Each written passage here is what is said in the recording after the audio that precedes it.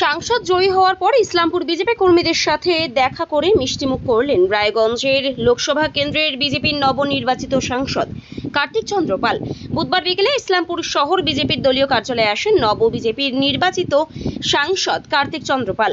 সাংসদকে কাছে পেয়ে উচ্ছ্বাস বিজেপি কর্মী সমর্থকদের। অন্যদিকে রায়গঞ্জ লোকসভা কেন্দ্রের সকল গণদেবতাকে প্রণাম জানান এবং আগামী দিনে পিছিয়ে পড়া ওই জেলাকে উন্নয়নে এগিয়ে নিয়ে যাবেন বলে জানিয়েছেন রায়গঞ্জ লোকসভা কেন্দ্রের বিজেপির নবনির্বাচিত সাংসদ কার্তিক চন্দ্র পাল।